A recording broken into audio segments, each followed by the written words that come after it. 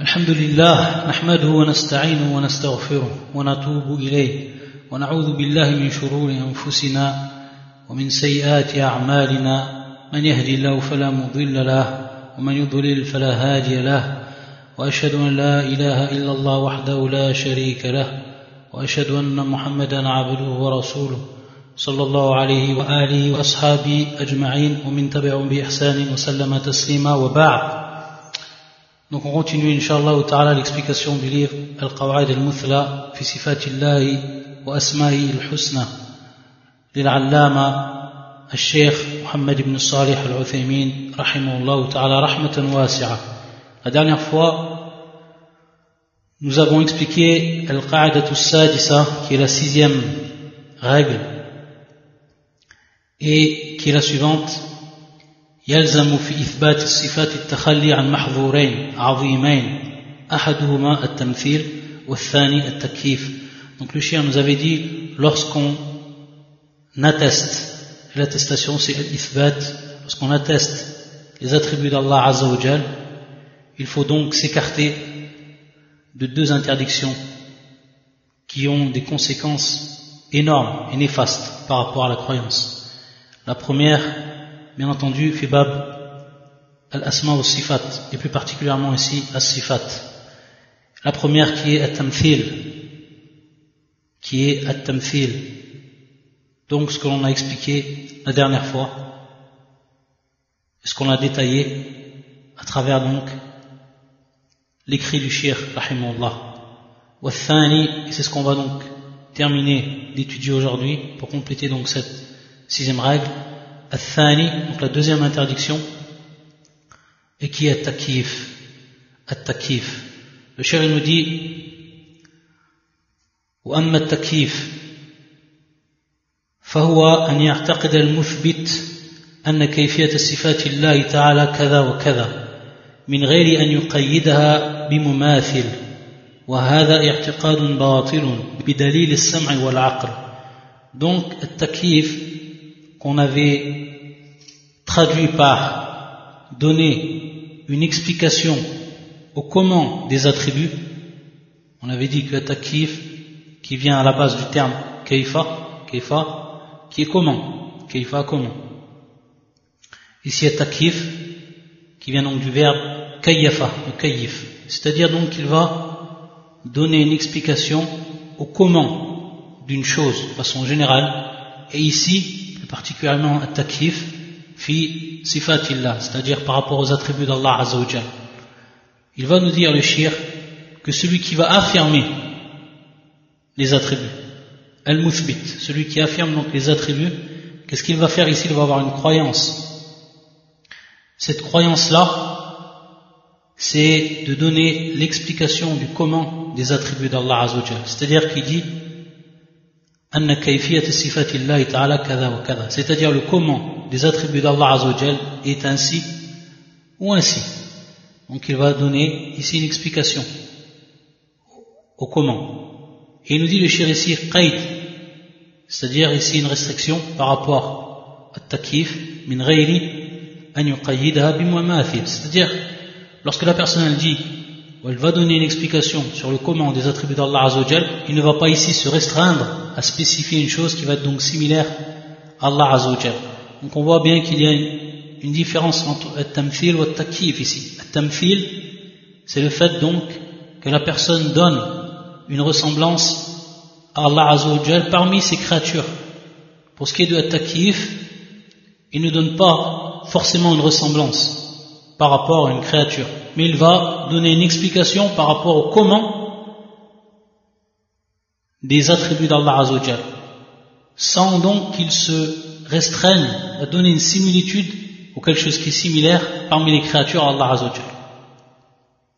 Ça c'est une différence qu'il y a à faire. Et il nous dit le cheikh wa i'tiqadun batil, et bien entendu c'est une croyance qui est fausse, totalement fausse, qui est contraire à la croyance de la sunna et du consensus, car at-takif, il nous est interdit, strictement interdit, de donner donc une explication et d'attribuer un comment aux attributs d'Allah Azza wa Jal. Cela nous est strictement interdit. Et le shir va nous donner les preuves par rapport à cela, que ce soit des preuves qui reposent sur les textes, que ce soit du Coran et de la Sunna, particulièrement ici ce sera du Coran, ou l'aql, c'est-à-dire le raisonnement. Il va nous dire amma as-sam' faminhu qawluhu ta'ala wa la yuhituna bihi 'ilma wa qawluhu wa la taqfu ma laysa laka bihi 'ilm inna as-sam'a wal basara wal fu'ada kullu ulaika kana 'anhu mas'ula wa min al-ma'lum annahu la 'ilma lana bi kayfiyati sifati rabbina لأنه تعالى أخبرنا عنها ولم يخبرنا عن كيفيتها فيكون تكييفنا قفوا لما ليس لنا بعلم وقولا بما لا يمكننا الإحاطة به. Donc ici le shir nous dit, en nous rapportant les preuves du Coran, le premier verset qui est le suivant, alors que même ne le cerne pas de science. وَلَا يُحِيطُونَ بِهِ عِلْمًا. Les gens, les créatures, les gens le cernent de science, de par leur science, Allah tabaraka wa ta'ala. وَلَا يُحِيطُونَ بِهِ. Ici, ce qui est en question, c'est Allah tabaraka wa ta'ala. وَلَا يُحِيطُونَ بِهِ عِلْمًا. الضمير يعود إلى الله به. وَلَا يُحِيطُونَ بِهِ عِلْمًا. Donc, comme va nous dire le shir, si nous n'avons pas de science, ou si nous ne cernons pas Allah Azza wa Jal de par notre science, comment donc peut-on donner une explication au comment des attributs? Donc nous n'avons aucune science par rapport au comment des attributs de notre Seigneur. C'est pour ça que dans le deuxième verset qu'il a cité, et ne poursuis pas ce dont tu n'as aucune connaissance, l'ouïe, la vue et le cœur, sur tout cela en vérité on sera interrogé. Et na'am, wala taqfu ma laysa laka bihi 'ilm, wala taqfu, c'est-à-dire wala tattabi' ma laysa laka bihi 'ilm, c'est-à-dire ne suis pas ce dont tu n'as aucune connaissance, ce dont tu n'as science, ne parle pas de ce dont tu n'as aucune science. Et comme il nous a dit le cheikh, ومن المعلوم أنه لا علم لنا بكيفية صفات ربنا, nous n'avons aucune science du comment des attributs de notre Seigneur. Et pourquoi cela? Pourquoi nous affirmons cela? Car si on regarde dans le Coran et si on regarde dans la Sunna, jamais il y a un texte qui est venu nous mettre en évidence le comment des attributs d'Allah. Abadan. On a dans le Coran et la Sunna l'ithbat, on a l'attestation de ses noms et de ses attributs. Et plus particulièrement aussi des attributs d'Allah Azza wa Jal. Mais jamais il n'est venu à aucun moment un texte qui viendra spécifier le comment des attributs d'Allah Azza wa Jal, que ce soit un attribut ou que ce soit plusieurs attributs. Et il nous a dit également, le cheikh, qu'Allah Azza wa Jal ne nous a pas donc informé du comment de cela. Donc si on essaye de donner une explication au comment des attributs d'Allah Azza wa Jal, automatiquement, comme il est venu dans le verset, on va suivre ce dont on n'a aucune science. Wa amal aql, pour ce qui est de la raison, et que la deuxième méthode d'argumentation, il nous dit le cheikh, فلأن الشيء لا تعرف كيفية صفته إلا بعد العلم بكيفية ذاته أو العلم بنظيره المساوي له أو بالخبر الصادق عنه وكل هذه الطرق منتفية في كيفية صفات الله عز وجل فوجب بطلان تكييفها. Ici, le cheikh va nous dire de par notre raison qu'on ne peut donner l'explication, l'interprétation du comment d'un attribut de façon générale uniquement après avoir eu la science du comment de son entité, de son essence. Donc ça c'est la première chose. Si la personne elle n'a pas science de l'entité d'une chose de façon générale, comment peut-elle avoir science de ses attributs qui sont propres à cette chose? De même ici pour Allah Azza wa Jal. L'homme, il n'a aucune science pour ce qui est de l'entité d'Allah Azza wa Jal, l'essence d'Allah. Est-ce que le Coran, est-ce que la Sunna nous a informé de cela? Comment était l'entité d'Allah? Comment était l'essence d'Allah Azza wa Jal? Est-ce qu'on a un verset? Est-ce qu'on a un hadith du prophète sallallahu alayhi wa sallam qui est venu nous expliquer le comment de l'entité d'Allah Azza wa Jal? là, si on n'a aucune science par rapport à cela, comment peut-on avoir une science pour ce qui est de ses attributs? C'est-à-dire, bien entendu, du comment de ses attributs. Et bien entendu, al-kalam fi sifat far'un anil kalam fi dhat. C'est-à-dire, parler sur les attributs d'Allah Azza wa Jal, c'est en réalité une branche par rapport au fait de parler sur l'entité d'Allah Azza wa Jal. C'est une branche. Lorsqu'on a un discours sur les attributs, c'est en réalité far', une branche, un corollaire du discours sur l'être. Car l'essence divine, c'est l'asl, c'est l'origine. Taïb, ça c'est la première chose. Donc déjà, cette première supposition, elle est annulée pour ce qui est d'Allah Azza wa Jal, car on ne connaît son entité. Il nous dit le shir pour ce qui est de la deuxième. On est bien entendu toujours dans l'argumentation par la raison. C'est-à-dire que avoir science de ce qui ressemblerait à Allah Azza wa Jal. Et de même ici, c'est quelque chose qui est strictement impossible, car rien ne ressemble à Allah Azza wa Jal, comme on l'a expliqué auparavant. Si rien ne ressemble à Allah Azza wa Jal, comment pourrait-on donc avoir une science de ce qui ressemblerait à Allah Azza wa Jal pour ensuite faire une corrélation entre Allah et ce qui lui ressemble? Donc rien ne lui ressemble, donc on ne peut faire également cela. Et ensuite la troisième voie qui nous permettrait de connaître cela, ou alors une information qui nous serait venue. Donc ici ça revient bien entendu une information prise du Coran ou de la Sunna. De même, nous avons, comme on l'a dit auparavant, aucune information dans le Coran et dans la Sunna qui viennent nous préciser le comment des attributs d'Allah Azza wa Jal. Donc à partir de là, également cela est faussé, cela donc est rejeté. Et comme il nous dit le shir, toutes ces voies-là, elles sont niées pour ce qui est bien entendu de connaître le comment des attributs d'Allah Azza wa Jal. Donc il est de notre devoir, et le devoir de tout musulman, de rendre faux celui qui viendrait et qui interpréterait ou alors qui nous donnerait l'explication sur le comment des attributs d'Allah Azza wa Jal. Et comme on avait vu, et on y reviendra par rapport à la parole de l'imam Malik, rahimahullah ta'ala, c'est que as-salaf, lorsqu'on parle de takyif, ou lorsqu'on parle plus précisément de al-kayfiyya, les salafs, ils n'ont pas renié al-kayfiyya, c'est-à-dire le comment des attributs d'Allah Azza wa Jal. C'est-à-dire qu'Allah Azza wa Jal, par rapport à ses attributs, ils ont un comment. C'est-à-dire, Allah Azza wa Jal, comment il s'est élevé sur son trône, Allah Azza wa Jal, comment il descend au ciel de cette vie d'ici-bas, Allah Azza wa Jal, comment il se met en colère, etc. Cela existe bien, ce comment-là. Comme existent ses attributs même.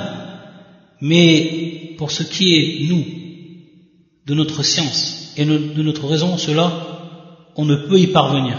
C'est-à-dire, on ne peut parvenir à la connaissance de cela, du comment des attributs, on ne peut y parvenir. Donc à partir de là, nanfi, c'est-à-dire qu'on va donc renier le fait de donner l'interprétation du comment des attributs et l'explication du comment des attributs, mais nous ne refutons pas le fait qu'Allah Azza wa Jalla a un comment par rapport à ses attributs. Ça c'est une différence qui est fondamentale à connaître. C'est pour ça qu'on reverra lorsque l'imam Malik il nous a dit wal kayf ghayru ma'qul, c'est-à-dire le comment par rapport bien entendu à l'istiwa al-arsh, le comment il n'est pas raisonnable, c'est-à-dire qu'on ne peut avoir connaissance de cela de par notre raison, c'est strictement impossible. Donc ça voulait dire, de par cette phrase de l'imam Malik, que l'imam Malik il a renié cela, mais il n'a pas renié que l'attribut en lui-même il a un kayf, parce qu'il a dit wal kayf, c'est-à-dire le comment, il est bel et bien présent, mais nous on ne peut le savoir, c'est-à-dire ghayru ma'qul, on ne peut le savoir de par la raison qu'on a, de par la capacité intellectuelle que l'on a, il nous est strictement impossible de parvenir à la connaissance du comment des attributs. Ensuite le shir dit rahimahullah wa ayda fa innana naqul أي كيفية تقدرها لصفات الله تعالى. C'est-à-dire, il va nous poser une question ici, le cheikh, pour nous faire prendre encore plus conscience de cette interdiction, qui est le fait de donner l'explication du comment des attributs d'Allah Azza wa Jal. Il nous dit أي كيفية تقدرها لصفات الله تعالى, c'est-à-dire de quelle manière tu vas déterminer le comment des attributs d'Allah Azza wa Jal. Comment tu vas donc le déterminer? Il va nous dire إن أي كيفية تقدرها في ذهنك فالله أعظم وأجل من ذلك. Et la réponse est la suivante, c'est-à-dire quoi que tu puisses déterminer de par ta propre raison. في ذهنك فالله أعظم وأجل من ذلك. Allah Azza wa Jal sera plus grand, Allah Azza wa Jal sera plus noble que cela. Subhanallah. Donc quoi que tu puisses t'imaginer, quoi que tu puisses déterminer pour ce qui concerne le comment des attributs d'Allah Azza wa Jal, fallah, il sera plus grand que cela. Allah Azza wa Jal Ajal sera plus noble, plus grand que cela, plus majestueux, subhanahu wa ta'ala. وأي كيفية تقدرها لصفات الله تعالى فإنك ستكون كاذبا فيها. Et donc, quoi que tu puisses déterminer pour ce qui est des attributs d'Allah Azza wa Jal, tu seras donc un menteur par rapport à cela. Il va nous donner l'explication. Et lorsqu'on dit Fallahu a'zamu wa ajal, c'est-à-dire qu'Allah Azza wa Jal est bien entendu plus grand, c'est fi ma'na Allahu akbar. C'est fi ma'na Allahu akbar, c'est-à-dire Allah Azza wa Jal est le plus grand. Il est le plus grand de toutes choses. Tout ce que l'on pourrait s'imaginer, tout ce que l'on pourrait déterminer de par notre propre raison, Allah Azza wa Jal il est plus grand que cela. Et donc c'est una ma'na Allahu akbar. C'est dans ce sens que l'on comprend ces termes Allahu akbar. Et va nous dire le cheikh, parce qu'il nous a dit qu'on serait donc ainsi des menteurs, لأنه لا علم لك بذلك, parce que tu n'as aucune science de cela, comme on l'a vu donc auparavant. Et il nous dit le cheikh, وحينئذ يجب الكف عن التكييف تقديرا بالحنان أو تقريرا باللسان أو تحريلا بالبنان. Donc il convient à ce moment-là de s'abstenir de parler sur le comment des attributs d'Allah Azza wa Jal. On ne peut donc parler de ces choses-là, que ce soit de par notre langue, c'est-à-dire en parler de par notre langue, ou alors de l'écrire de par nos doigts, ou alors de l'estimer de par nos cœurs. Tout cela, que ce soit donc dans notre propre intérieur, ou que ce soit dans notre extérieur, que cela apparaisse sur notre langue, ou alors par nos doigts lorsqu'on écrit, tout cela donc on doit s'abstenir d'aborder ce sujet-là, car cela nous est donc interdit, comme nous l'a dit le cheikh dans sa règle. Donc le premier c'est tamthil et le deuxième est takif. Et il va ici nous rapporter la parole, cette fameuse parole que l'on rappelle de l'imam Malik, rahimahullah ta'ala, un des grands imams de l'islam, qui fait partie bien entendu d'un des imams parmi les 4 écoles de jurisprudence connues en islam, al-madhahib al-arba'a. Il va nous dire وَلِهَذَا لَمَّا سُئِلَ مَالِكْ رحمه الله تعالى عن قوله تعالى الرحمن على العرش استوى. Alors que l'imam Malik était dans une de ses assises scientifiques, alors qu'il enseignait les gens, une personne est rentrée, s'est assis, et ensuite lui a posé une question à l'imam Malik par rapport à ce verset Ar-Rahmanu ala al-arsh istawa. Donc le tout miséricordieux s'est établi sur son trône. Kayfa istawa. Donc il lui a posé cette question, Kayfa. Donc on voit bien ici Kayfa qui est en relation avec le terme Takif. Kayfa istawa, c'est-à-dire comment il s'est établi sur son trône, Allah Azza wa Jal. Atraqa rahimahullah bi ra'sihi hatta alaw ar-ruhada, c'est-à-dire al-araq. Donc l'imam Malik, il en a transpiré cette question-là. Lorsqu'on lui a posé cette question, Kayfa istawa, il en a transpiré. Hatta alaw ar-ruhada, c'est-à-dire al-araq. ثم قال الاستواء غير مجهول والكيف غير معقول والإيمان به واجب والسؤال عنه بدعة. L'imam Malik, de par ces quelques phrases, donc, il va poser ici le minhaj des salaf, la voie, la méthode des pieux prédécesseurs pour ce qui est de la compréhension des attributs d'Allah Azza wa Jal. Et plus particulièrement ici, al-istiwa. Et on fait analogie de par cette règle, à tous les autres donc attributs. Il nous dit al-istiwa ghayru majhul, c'est-à-dire donc le sifa al-istiwa ghayru majhul, c'est-à-dire que ce n'est pas quelque chose que l'on ne connaît pas. Et pourquoi cela? Parce qu'Allah Azza wa Jal, il nous l'a informé dans son Coran. Donc c'est pas quelque chose qu'on a ignoré. Wal kayf ghayru ma'qul, wal kayf ghayru ma'qul. Et ensuite il nous a dit donc que le comment de cet attribut à l'istiwa est inconcevable par rapport bien entendu à notre raisonnement. C'est quelque chose qui est inconcevable par rapport à nous. Wal imanu bihi wajib, et on doit y croire, c'est-à-dire notre croyance par rapport à cela est une obligation. Was-su'alu anhu bid'ah, et bien entendu demander par rapport à ces attributs par ce comment, kayf, c'est quelque chose qui est une innovation. Pourquoi une innovation? Parce que jamais un des sahaba il est venu voir le prophète sallallahu alayhi wa sallam, il a posé cette question au prophète sallallahu alayhi wa sallam. Tellement c'était clair pour eux les textes qui venaient du Coran, de la Sunna concernant les attributs d'Allah Azza wa Jal. Et que jamais dans le Coran il nous est venu donc l'explication du comment des attributs d'Allah. Si c'était quelque chose que l'on pouvait concevoir, si c'était quelque chose qui nous était permis de connaître, alors cela serait apparu. Ce n'aurait pas été considéré, pour ce qui est donc de la question, comme une innovation. Et vu que cela est inconcevable, et vu qu'il nous est strictement impossible, et donc interdit de rentrer dans ce domaine-là, le comment des attributs d'Allah Azza wa Jal, le fait donc de poser la question à ce sujet-là, c'est une innovation. Et nous dit le shir, c'est-à-dire également cette parole de l'imam Malik, c'était rapporté de son shir Rabi'a, donc il l'a rapporté de lui, et d'autres salaf encore.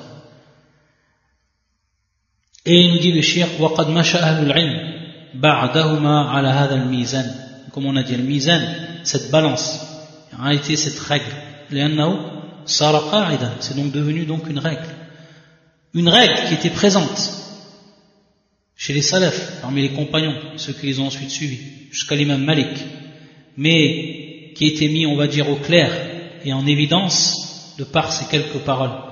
Et ensuite il dit وَإِذَا كَانَ الْكَيْفُ غَيْرُ مَعْقُولٍ وَلَمْ يَرِدْ بِهِ الشَّرْعُ فَقَدْ انْتَفَى عَنْهُ الدَّلِيلَانِ الْعَقْلِ وَالشَّرْعِ فَوَجَبَ الْكَفُّ عَنْهُ. Donc il nous dit le shir, si al-kayf n'est pas concevable par rapport à notre raisonnement et que la législation n'est pas venue avec cela, c'est-à-dire ne nous a pas rapporté des textes qui traitent du comment des attributs d'Allah Azza wa Jal, alors à ce moment-là, pour ce qui est de preuves, que ce soit donc par la raison ou alors par la législation, al-aqli ou al-shar'i, elles sont donc annulées, c'est-à-dire qu'elles sont non présentes.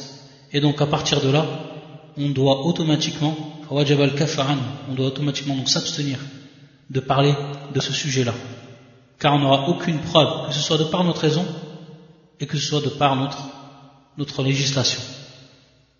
Ensuite le shir dit فالحذر الحذر من التكييف أو محاولته فإنك إن فعلت وقعت في مفاوز لا تستطيع الخلاص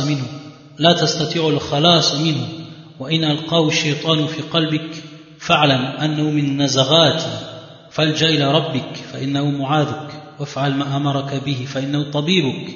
قال الله تعالى وإما ينزغنك من الشيطان نزغ فاستعذ بالله. Et si jamais le diable incite donc à agir autrement, entre parenthèses, alors cherche refuge auprès d'Allah. فاستعذ بالله إنه هو السميع العليم. إنه هو السميع العليم. C'est lui vraiment l'audient et l'omniscient. En dernier lieu, il fait donc ici un rappel.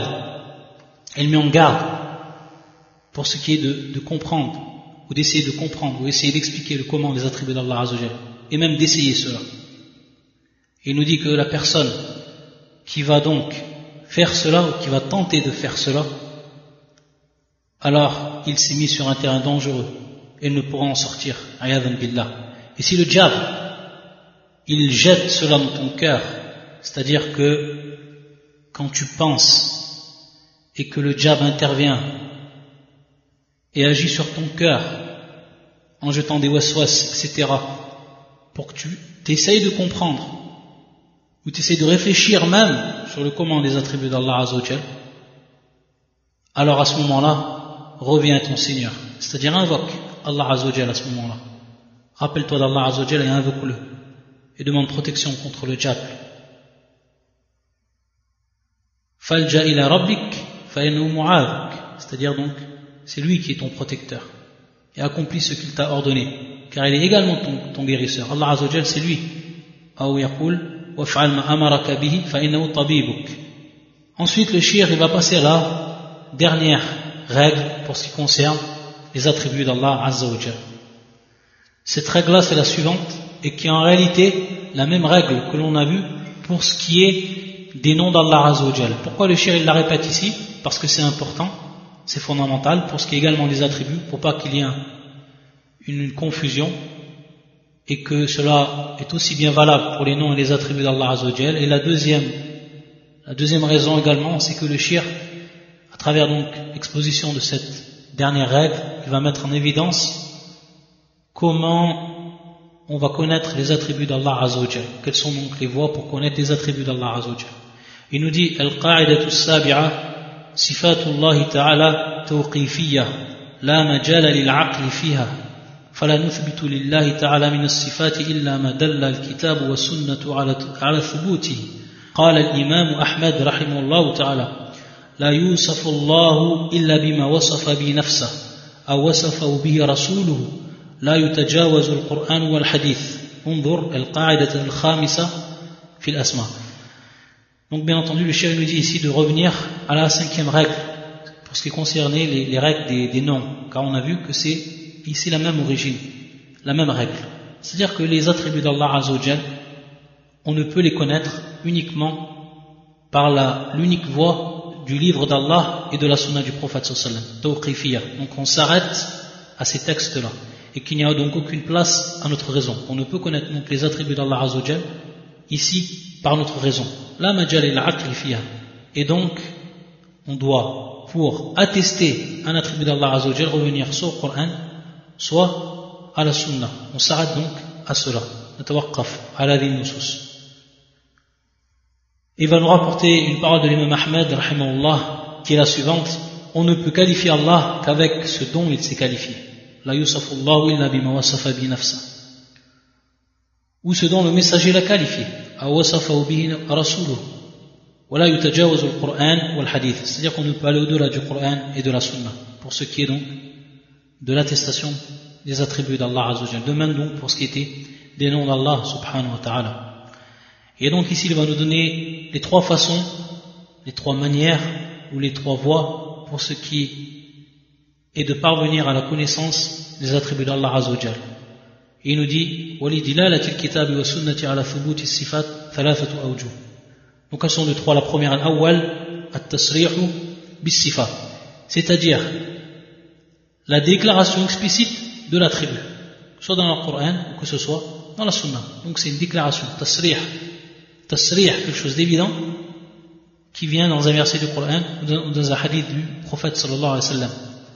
Comme par exemple al-izza, comme par exemple al-quwwa, wal-rahma, wal-batsh, wal-wajh, wal-yadayn, et d'autres encore. Donc pour ce qui est de al-izza, comme dans le verset du Coran, fa inna al-izzata lillahi jami'a. Pour ce qui est de al-quwwa, également le verset inna Allah wal-razzaq, dhul quwwa, dhu al-quwwa. Pour ce qui est de al-rahma, également le verset wa rabbuka al-ghafur, dhul rahma. Pour ce qui est de al-wajh, yabqa wajhu rabbika dhul jalali wal ikram. Et pour ce qui est de al-yadayn, également le verset bal yadahu mabsutatan. Donc tous des versets qu'on a déjà vus auparavant.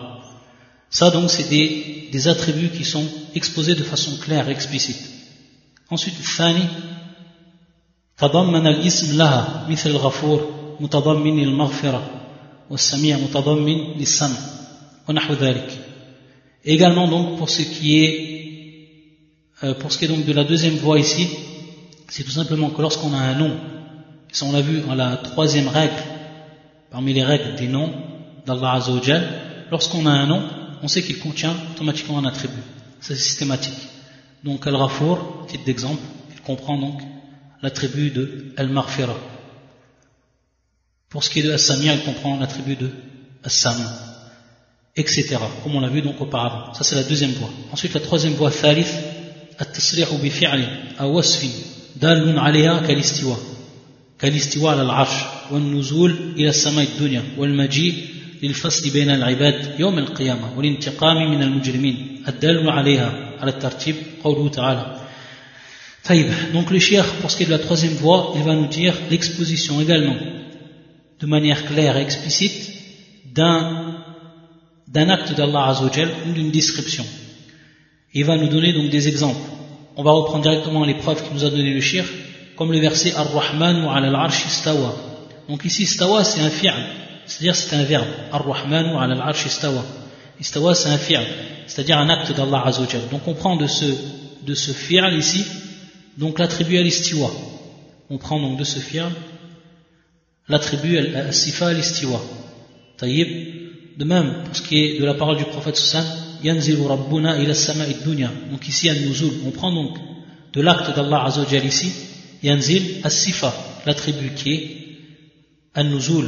Donc an-nuzul c'est pris donc du fi'l, ici yanzilu. Donc de l'acte d'Allah Azza wa Jal, que l'on retrouve dans le verbe exprimé par le prophète sallallahu alayhi wa sallam ici, yanzilu rabbuna ila as-sama'i ad-dunya. Notre Seigneur descend au premier ciel. Et ensuite, pour ce qui est de Al-Majid, وَجَاءَ رَبُّكَ وَالْمَلَكُ صَفًّا صَفًّا, c'est-à-dire donc, pour ce qui est de ce verset, وَجَاءَ رَبُّكَ, on a ici un fi'l, encore. Ici encore un fi'l, donc un verbe. Et donc un acte d'Allah Azza wa Jal. وَجَاءَ رَبُّكَ, donc ton Seigneur est venu. Donc ici c'est la venue. Donc on prend du terme Ja'a al-Majid. Al-Majid donc qui est ici as-sifa. Taïb, ça c'est pour al-fi'l. Et pour ce qui est du dernier, ce sera un wasf. Wa qawluhu inna min al-mujrimina muntaqimun. Inna min al-mujrimina muntaqimun. Donc ici muntaqimun. C'est donc al-intiqam. Al-intiqam que l'on prend ici de al-wasf, de la description. Ici c'est pour ce qui est du dernier exemple, al-wasf, muntaqimun. Et on sait que l'intiqam c'est bien entendu ici muqayyad. C'est donc restreint par rapport siyaq al-aya, par rapport donc à l'exposition du verset, comme il est venu et comme on l'a déjà expliqué, ce qui comprenait donc les règles des noms d'Allah Azza wa Jal. Donc ici muntaqimun. Donc c'est ce qui nous a donné le shir comme exemple, et qui est la troisième voie ici. On peut rajouter également une quatrième. On en rajoute également une quatrième, en plus de ce que nous a dit le shir, et qui est tiré de ce qu'il nous a lui expliqué, rahimahullah ta'ala, lorsqu'il nous a parlé donc des attributs, et que les attributs étaient divisés en ce qui est attesté et ce qui est renié ou nié. Tayyib. Et à partir de là, pour ce qui est de la quatrième voie que l'on rajoute, en plus de ce que nous a dit le shir, c'est que chaque attribut qui va être nié à propos d'Allah Azza wa Jal, qui rentre donc dans les sifat al-manfiya, les attributs donc reniés dans le droit d'Allah Azza wa Jal, lorsqu'on va retrouver un de ces attributs, comme par exemple laysa bidhallam lil abid, donc il ne fait pas injustice, ou il n'est pas injuste envers ses créatures, comme on a vu, lorsqu'on a un attribut de cette sorte-là qui est nié, ça veut tout simplement dire, parmi les règles qu'on a vues précédemment, que l'on va attester son contraire.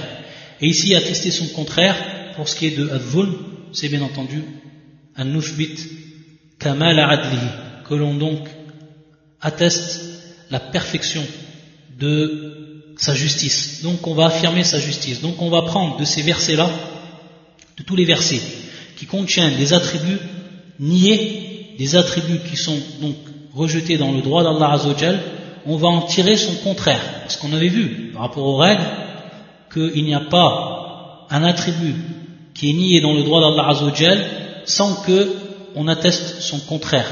Et la démonstration qu'on avait fait, l'explication qu'on avait fait par rapport à cela, c'est déjà passé, on n'y revient pas dessus. Pour ce qui est de cet exemple-là, le fait qu'Allah renie le dhulm dans son droit, renie l'injustice, ça nous permet donc d'en tirer l'attribut de al-adl, l'attribut de la justice. Donc c'est une quatrième voie pour connaître ici également les attributs d'Allah Azza wa Jal. Et si on pose une question maintenant, on a vu qu'il y avait 3 voies, ou 4 voies plus précisément pour ce qui est des noms, pour ce qui est des attributs d'Allah Azza wa Jal. Pour ce qui est des noms, ça revient en fait à at-tasrih bil asma, sah, at-tasrih bil asma. Le cheikh nous avait dit dans la première, pour ce qui est des attributs, at-tasrih bil sifa, comme al-izza, al-quwa, al-rahma. Ici, c'est de même pour ce qui est des noms, c'est-à-dire qu'on ne peut connaître le nom que bit-tasrih dhikrihi, fi al-Qur'an ou fi sunnah, comme par exemple al-Rahman, comme par exemple al-Aziz, al-Jabbar, al-Mutakabbir, etc. En vérité, il n'y a qu'une seule voie. Et ça nous permet également de voir encore une fois que Bab as-sifa awsah min Bab al-asma, que le chapitre des noms d'Allah Azza wa Jal, ou parfois le chapitre des attributs d'Allah Azza wa Jal est bien plus grand que le chapitre des noms d'Allah Azza wa Jal. Ensuite, le shir, après avoir terminé pour ce qui concerne les règles des attributs d'Allah Azza wa Jal, il va entamer un troisième chapitre où il va réunir les noms et les attributs ici. Il va parler des règles pour ce qui est des preuves des noms et des attributs.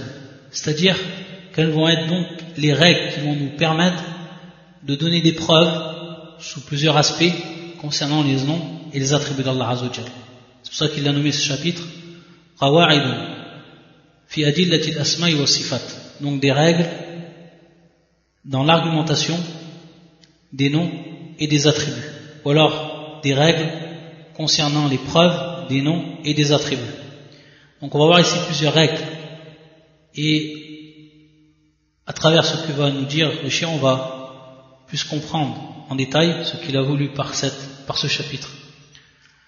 Il va nous dire à la première règle, al-qa'idatu al-ula, al-adillatu allati tuthbatu biha asma'ullahi ta'ala wa sifatuhu hiya kitabullahi ta'ala wa sunnatu rasulihi sallallahu alayhi wa sallam fala tuthbatu asma'ullahi wa sifatuhu bighayrihima. وعلى هذا فما ورد إثبات لله تعالى من ذلك في الكتاب أو السنة وجب إثباته وما ورد نفيه فيهما وجب نفيه مع إثبات كمال ضده وما لم يرد إثباته ولا نفيه فيهما وجب التوقف في لفظه فلا يثبت ولا ينفى لعدم ورود الإثبات والنفي فيه. Donc ici il va nous dire pour ce qui est donc des preuves concernant les noms et les attributs, pour ce qui est de cette première règle, al-adillatu, c'est-à-dire les preuves qui vont nous permettre d'attester les noms d'Allah Azza wa Jal ou alors les attributs d'Allah Azza wa Jal, et qui sont bien entendu le livre d'Allah, Kitabullah, et qui sont la sunna du prophète sallallahu alayhi wa sallam. Il nous dit qu'on ne peut les attester que par ces deux sources, le livre d'Allah et la sunna du prophète sallallahu alayhi wa sallam, pas par d'autres source. Ça revient en fait aux règles qu'on a vues précédemment, que ce soit dans les noms et les attributs, celles qu'on a vues dernièrement, et qui sont que les noms et les attributs d'Allah Azza wa Jal, tawqifiyya, donc ils s'arrêtent où nous sources. Mais ici le chef va nous expliquer à travers cette règle une chose qui va être fondamentale et qui va nous permettre de faire beaucoup de différences dans les termes qui sont utilisés lorsqu'on parle d'Allah Azza wa Jal, ou lorsqu'on parle des sifat d'Allah Azza wa Jal, les attributs d'Allah Azza wa Jal, ou alors les termes qui sont employés par ceux qui ne font pas partie des gens de la sunna et du consensus, comme al-mutakallimun et les autres. Il va nous dire donc le shir ici qu'on va avoir trois cas. C'est-à-dire que si maintenant une personne vient avec un nom et un attribut, que ce nom ou attribut il est présent dans le Coran et la sunna, donc on a vu sa présence pour ce qui est des noms, une seule voix, et pour ce qui est des attributs, 3 voix, même 4 voix. Et le shir il l'a cité lorsqu'il a parlé donc, lorsqu'il a dit ma'a ithbati kamali diddihi, yani fi ma yata'allaq bin nafi. Tayyib. Donc pour ce qui est de al-ithbat, on va donc les prendre pour ce qui est des noms d'une seule voix, pour ce qui est des attributs de 4 voix.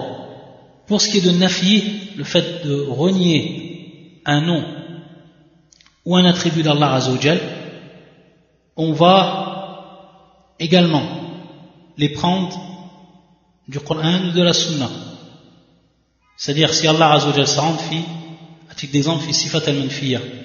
Si maintenant Allah Azza wa Jal yanfi, c'est-à-dire il renie de lui un attribut, alors il faut que ça soit pris du Coran ou de la Sunna.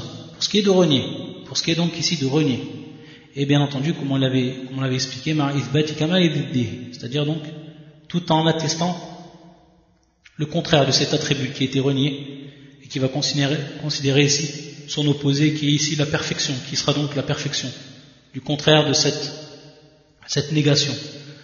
Ensuite, le shirk, et c'est ici le troisième point qui va être fondamental et très important. Ça va être un troisième cas. Un terme qui va être utilisé dans le droit d'Allah Azza wa Jal, mais dont on ne va pas trouver son affirmation, son attestation dans le Coran ou la Sunna, et on ne va pas également trouver sa négation dans le Coran. C'est-à-dire ce terme-là qu'on a utilisé dans le droit d'Allah Azza wa Jal, on ne trouve rien qui va affirmer cela dans le Coran ou la Sunna, et on ne trouve rien qui va renier cela. Donc ce ne sera pas un nom comme, à titre d'exemple, Al-Jalil. Ce nom, il est attesté dans le Coran. Donc ça rentre pas dans cette catégorie. À titre d'exemple, pour ce qui est de Sifat An-Nawm, le sommeil, ça rentre pas dans cette catégorie parce qu'il a bien renié cet attribut, dans le droit d'Allah, il a bel et bien été renié dans le Coran.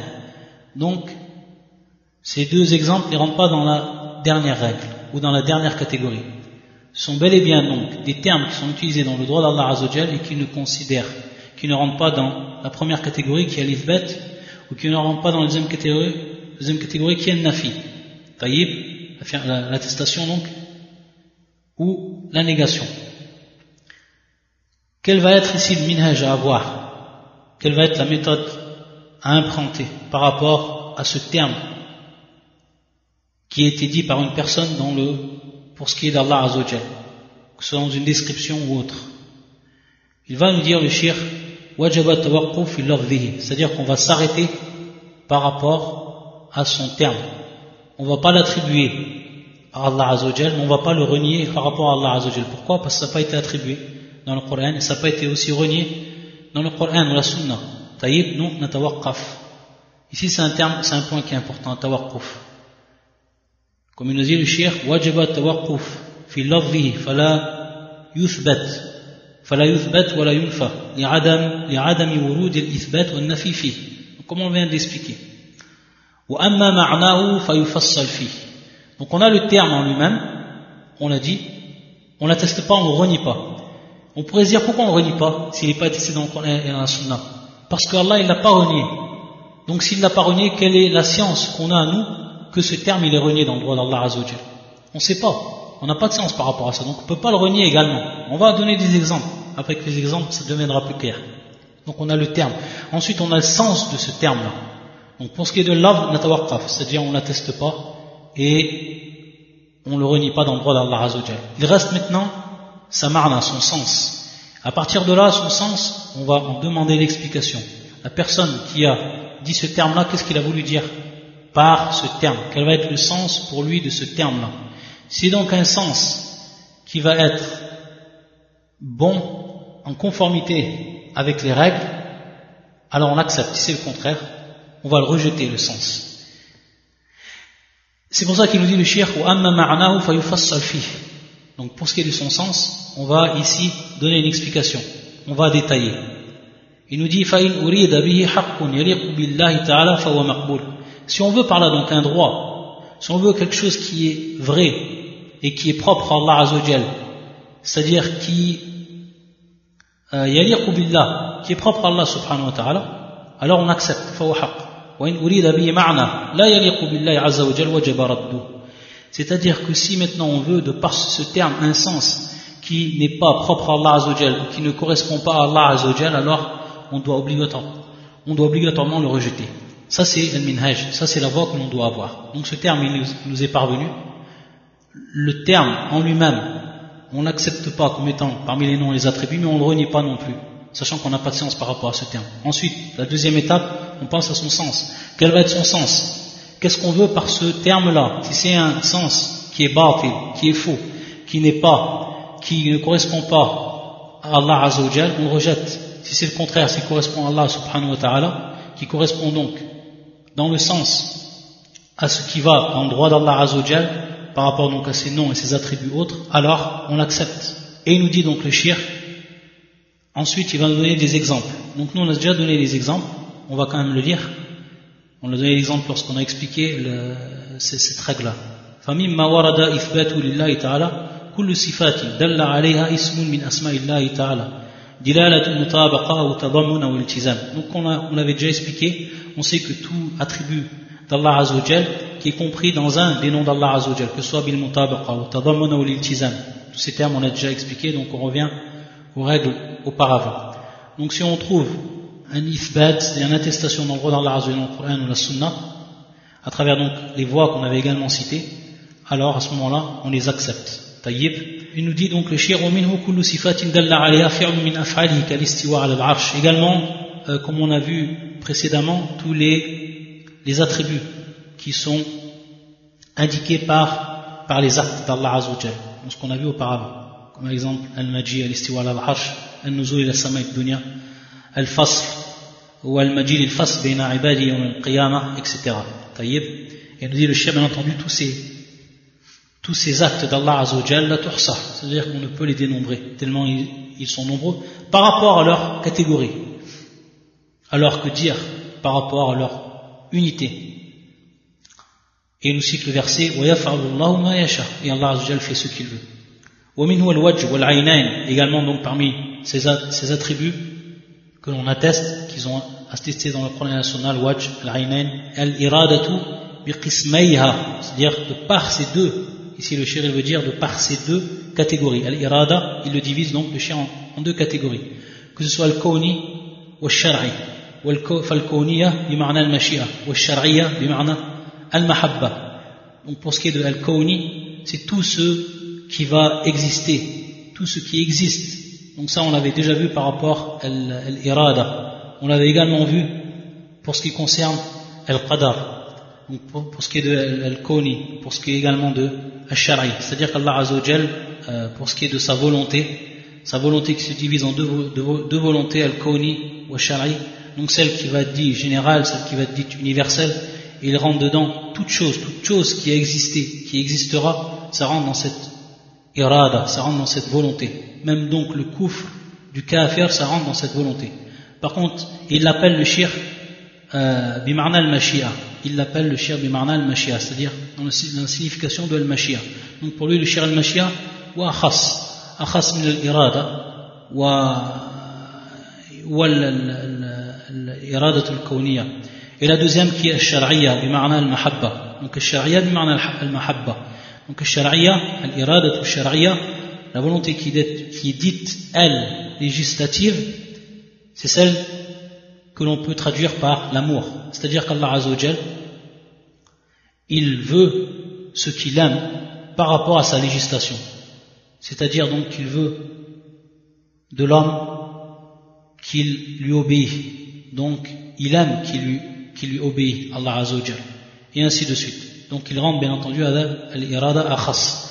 C'est une volonté qui est bien plus spécifique par rapport à la deuxième. Et il ne rentre dedans que ce que Allah Azza wa Jal il aime. Il ne rentre dedans, à titre d'exemple, que les obéissances, que la croyance, etc. Ça c'est des exemples qu'il nous a donné le shir, il y en a plusieurs donc, pour ce qui est de ce qui rentre dans l'ithbat. Pour ce qui est de an-nafi, comme il avait dit le shir, وَمِمَّا وَرَدَ نَفْيُهُ عَنِ اللَّهِ سُبْحَانَهُ لِانْتِفَائِهِ وَثُبُوتِ كَمَالِ ضِدِّهِ الْمَوْتِ وَالنَّوْمِ وَالسِّنَى وَالْعَجْزِ وَالْإِعْيَاءِ وَالظُّلْمِ وَالْغَفْلَةِ عَنْ أَعْمَالِ الْعِبَادِ, etc.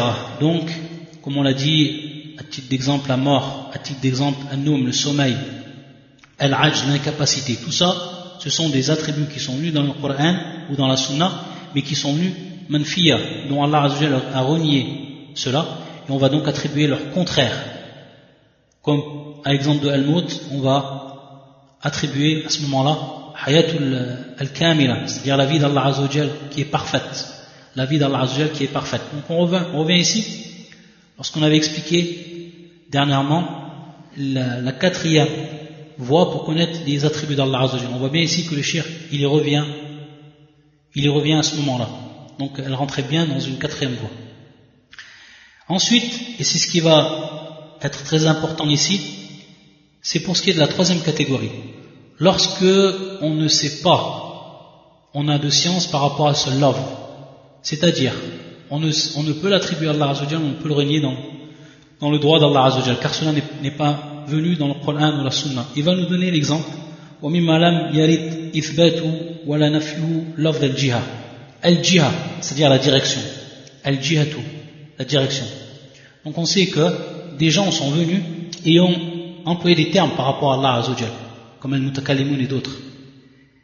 Et de par ces termes-là, à titre d'exemple, Al-Jihah, ils ont voulu eux un sens. Mais comme on l'a dit, la première étape, c'est de regarder ce terme Al-Jihah. Al-Jihah, est-ce que Al-Jihah, la direction, ce terme en arabe Al-Jihah, la direction, est-ce que c'est venu dans le Coran et la Sunna? C'est pas venu dans le Coran et la Sunna. Ça, donc ça rentre bel et bien dans la troisième catégorie. C'est-à-dire qu'on n'atteste pas cela dans le droit d'Allah Azza wa Jalla, mais on ne refute pas également cela dans le droit d'Allah Azza wa Jalla. Taïb. فَلَوْ سَأَلَ سَائِلٌ هَلْ نُثْبِتْ لِلَّهِ تَعَالَى جِهَةً. Donc si une personne demande, est-ce que nous attestons dans le droit d'Allah Azza wa Jalla la direction, al-Jihah, قُلْنَا لفظ الجهة لم يرد في الكتاب والسنة إثباتا ولا نفيا. Donc comment on l'a expliqué? ويغني عنه ما ثبت فيهما من أن الله تعالى في السماء وأما معناه فإما أن يراد به جهة سفل أو جهة علو تحيط بالله أو جهة علو لا تحيط به. Donc le chef va nous dire ici la première étape, comme il nous a dit, ce n'est pas rapporté dans le Coran et dans la Sunna. À titre de complément, il nous a dit, on a quelque chose qui est bien mieux que ce love-là, et qui est lui rapporté dans la sunna du prophète sallallahu alayhi wa sallam et dans le Coran également, c'est qu'Allah Azza wa Jalla fi sama, c'est-à-dire qu'Allah Azza wa Jalla est dans le ciel. Et lorsqu'il dit donc dans le ciel, fi sama, bien entendu les significations ala sama, c'est-à-dire au-dessus, bien entendu, ça nous donne, c'est bien et bien une direction. C'est bel et bien donc une direction. Une jihad, c'est bel et bien une direction au-dessus, mais c'est le terme qui était employé pour ce qui est d'Allah Azza wa Jalla dans le Coran et la Sunna, fi sama, c'est-à-dire dans les cieux, et bimarna au-dessus des cieux. Donc pour ce qui est du terme jihad, nous, ce terme-là, on ne l'utilise pas en réalité, parce qu'on a quelque chose qui est plus clair, car il est venu dans le Coran et la Sunna. Par contre maintenant, vu qu'on ne l'atteste pas, on ne le renie pas, on va regarder qu'est-ce que l'on veut par rapport, c'est la deuxième étape, qu'est-ce qu'on veut par rapport à ce love, par rapport à ce terme. Il nous dit, il va nous donner donc 3 cas. C'est-à-dire que l'on veut, il y a 3 possibilités, qu'on le veut donc la direction qui est celle d'en dessous. Et il va nous dire, bien entendu c'est complètement faux. لمنافاته لعلو الله تعالى الثابت بالكتاب والسنة, ce qui est complètement contraire à ce qui est attesté par Allah Azza wa Jal de par son ulu, de par donc son élévation, que ce soit dans le Coran et la Sunna, également de par l'aql, le fitra ou l'ijma', que ce soit également de par la raison, que ce soit de par la sainte nature, que ce soit également par le consensus des savants.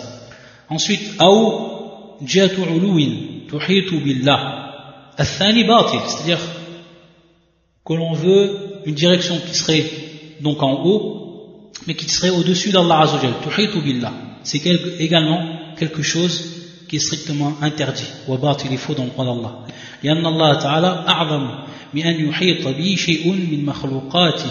C'est-à-dire qu'Allah Azza wa Jal est bien plus immense, bien plus grand, subhanahu wa ta'ala, que d'avoir donc plus grand que si une chose venait au-dessus de lui. Ou alors, Allah Azza wa Jalla est bien plus grand que cela, subhanahu wa ta'ala. C'est quelque chose également qui est faux et qui est également en contradiction totale avec al-ulu, l'élévation d'Allah Azza wa Jalla. Et ensuite, la troisième, أو جهة علو لا تحيط به, c'est-à-dire, si on veut, donc la troisième possibilité qu'il y a, on veut par al-jihah, c'est qu'Allah Azza wa Jalla est au-dessus et que rien n'est au-dessus de lui. Et donc il est au-dessus et élevé au-dessus de toute chose. Donc de par cette direction. Si on veut par là cela, il nous dit le shir, والثالث حق لأن الله تعالى العلي فوق خلقه ولا يحيط به شيء من مخلوقاته لأن الله عز وجل il est au-dessus. Al-Ali, il est celui qui est au-dessus. Il est celui qui est élevé au-dessus de ses créatures. et rien n'est au-dessus de lui subhanahu wa ta'ala parmi ses créatures. Également il nous dit également la preuve de cette règle que l'on vient de donner, c'est as-sam' wal-aql également, donc les textes que ce soit du Coran et de la Sunna, également notre raisonnement. Taïb. Ensuite le cheikh va nous donner donc pour ce qui est de as-sam' des preuves également par rapport à l'aql. On va s'arrêter ici inshallah et on continuera bi'idhnillahi ta'ala ce vendredi. Subhanakallahumma bihamdika ashhadu an la ilaha illa anta astaghfiruka wa atubu ilayk.